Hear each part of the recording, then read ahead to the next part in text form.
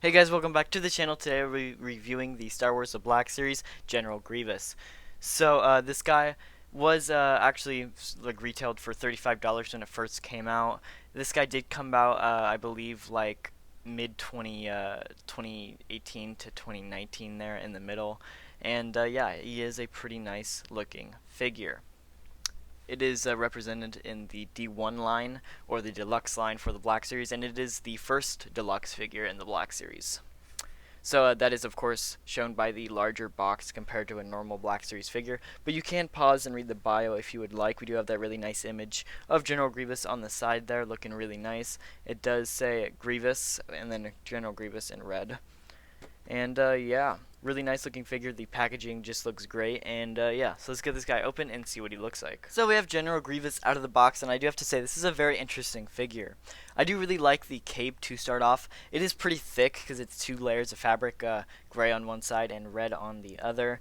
But one thing I don't like is at the bottom. It's like not covered. You can like open it up there, and it's not really sewed together, and it's really weird. You can see like both sides there peeking through, and I don't really like it. I wish they would have sewed the bottom of that shut. And I don't know why they didn't. I know there's like different stuff with sewing that has to do with it, but I don't know. It just looks weird. I wish they would have found something else to do better than that, because it just looks really weird with it unsewed there. But he actually does have weapon storage on his cape, which is really, really cool. You can put all of the lightsabers on these little pouches on the inside here. And yeah, it's really, really cool. I'm glad they added that in. Anyway, let's get a close look of this guy without the cape. So yeah, General Grievous here is like I said, very interesting figure.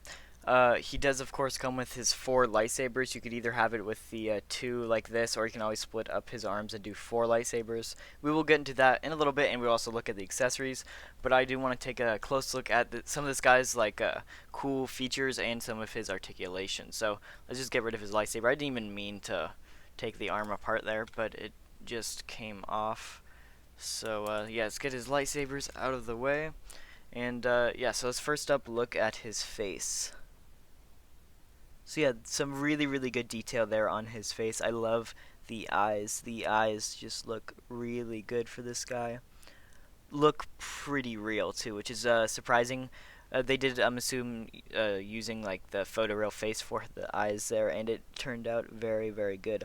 I love all the little cords and stuff coming out of his neck. He does have some really good neck articulation. Can look down really far, and can look up really far as well. And going over some more of the articulation, the arms can go up that far, and it can rotate, but you do have to actually like unpeg the arm for it to rotate. So we will get into that in a second. He does have a little bit of like a swivel at the ab area there. His leg can kick out about that far. Is about his split. Kick up all the way and kick himself in the forehead. He is basically a cheerleader, and he can kick back that far, and then of course his knee can also bend pretty much all the way back too. This guy has got some really good leg articulation, and he does have a like swivel at the ankle there, and then of course his leg also bends right there. And this is one big problem of this figure, which I will show right now. So that is of course the balance of this guy.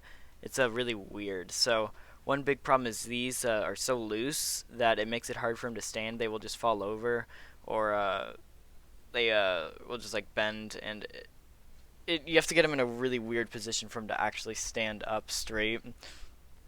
The legs have to be like that for it to actually be balanced, and it's quite weird, but once you actually get it in that sweet spot, it'll stay there pretty well. And of course the arms do split up, so as you can kind of tell, there are two like main arms right here, and they can split apart.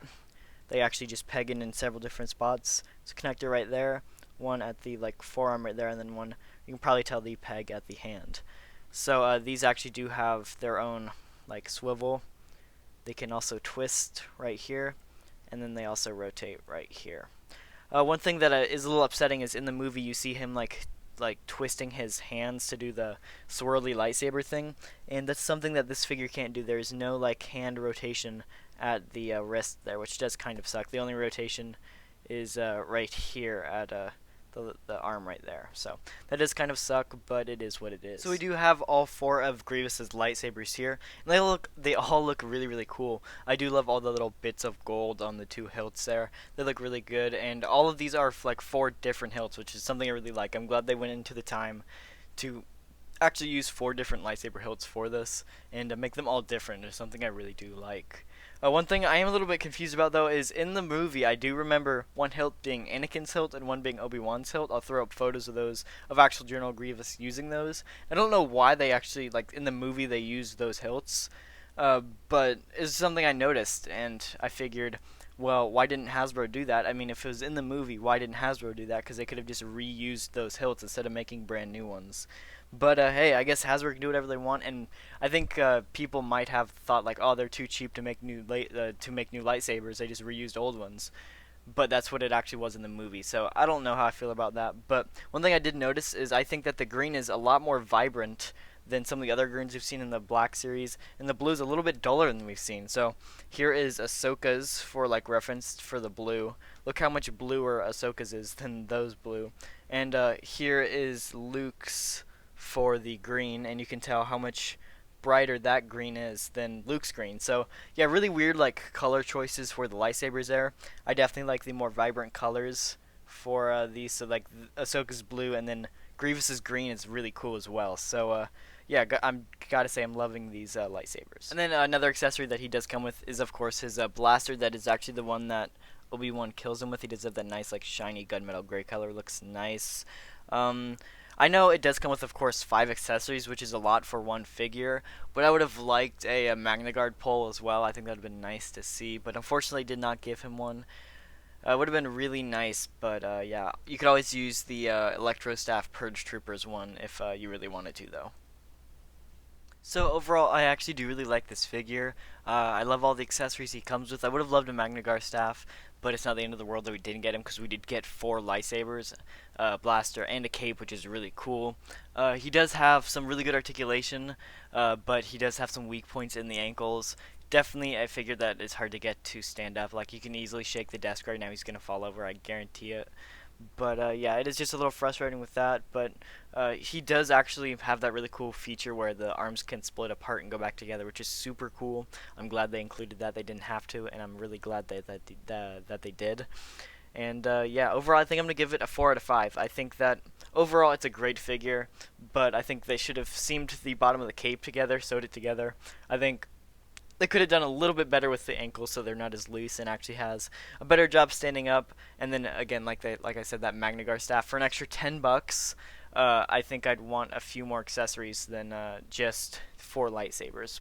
So yeah, I definitely suggest this to any Clone Wars fans, Revenge of the Sith fans, or fans looking for a really cool bad guy.